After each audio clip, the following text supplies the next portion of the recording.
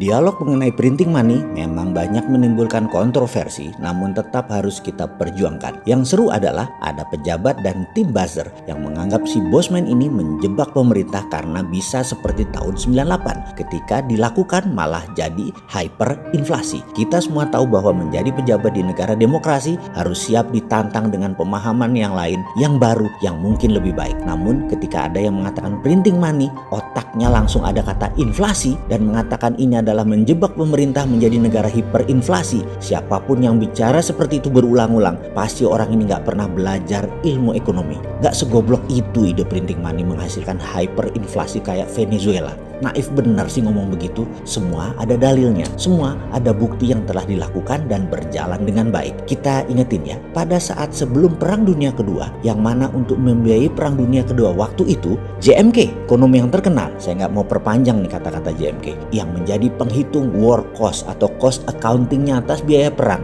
yang menjadi dasar Federal Reserve cetak uang, di mana dia sebelumnya juga mendapat pekerjaan yaitu menghitung Project Relief Amerika dari Great Depression. JMK menghitung pembangunan Amerika berbasis infrastruktur statis jalan bebas hambatan dari tahun 1933 ke 1936 dalam pemerintahan FDR, Franklin Roosevelt. Dengan formasi criss-cross Amerika, ada 11 dari timur barat, ada 13 dari utara selatan dengan ribuan anak jalanan. Juga berbarengan infrastruktur dinamis juga diberikan dana untuk membangun industri permesinan yaitu kendaraan bermotor, membangun instalasi listrik, dan segala kebutuhan rumah tangga. Dana tersebut dari mana? Cetak uang berbasis proyek yang bernama New Deal. Program ini memiliki moto 3R, Relief, Recovery, dan Reform. Fokus program ini diadakan untuk mengatasi pengangguran dan kemiskinan, kemudian pemulihan ekonomi ke level wajar, serta mengatur ulang sistem ekonomi agar depresi tidak kembali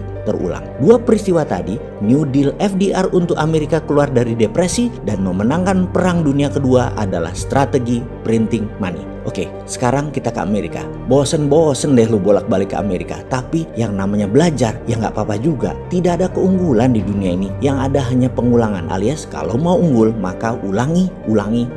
Semua sahabat tahu saya mendukung Bernie Sanders yang ternyata digusur oleh oligarki Partai Demokrat yang pemikirannya tua. Bernie digeser untuk memuluskan Joe Biden. Padahal Joe Biden pendosa yang gampang nanti dikalahkan Trump. Namun namanya juga oligarki kekuasaan. Kalau Bernie menang, kita semua tahu Bernie punya Green New Deal, di mana asisten kampanyenya ahli keuangan Stephanie Kelton jadi JMK-nya FDR New Deal versi sekarang. Bernie kalau jadi presiden Amerika, maka dia akan punya musuh bukan China, bukan dunia Islam, bukan Timur Tengah, tapi dia memutuskan musuh utamanya adalah masalah lingkungan hidup. Dia anti fossil oil, dia anti nuklir uranium, dia anti batu bara dan sangat mendukung perbaikan alam. Dia mendukung baterai dan energi terbarukan.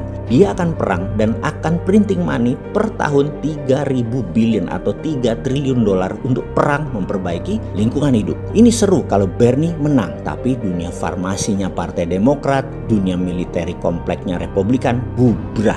Bernie hanya perang di dua front. Satu, lingkungan hidup. Dua, komunis. Komunis itu musuh abadi demokrasi dan lingkungan hidup musuh perusahaan minyak, gas, batu bara, dan nuklir uranium dan hal-hal yang mengurangi oksigen karena penebangan pohon dan lain sebagainya. Ini beda dengan Trump. Ini beda dengan agenda Partai Demokratnya Biden, Obama, dan Clinton. Singkat cerita, Bernie disingkirkan. Kini terkadang timbul kekosletan otak si Sontoloyo ini. Selain konsep MMT di dalam membangun Indonesia yang tidak bisa diterima oleh para menteri yang pro IMF juga pro obor, maka mungkin baru bisa dijalankan setelah mereka tidak menjabat. Walau saya menyayangkan ketidakberanian mereka saat ini, mengingat mereka masih 4 tahun lagi berkuasa. Jadi buang-buang waktu untuk Indonesia jadi negara terbesar di dunia. Atau mungkin mereka memang tidak mau dicatat sejarah sebagai pejuang kedaulatan Indonesia berikutnya. Mereka maunya dicatat sebagai orang yang manut dengan IMF dan obor Tiongkok. Ya nggak apa-apa juga, namanya juga pilihan hidup, silahkan dilanjut. Jadi ada baiknya kita ambil itu program Green New Deal ala Indonesia.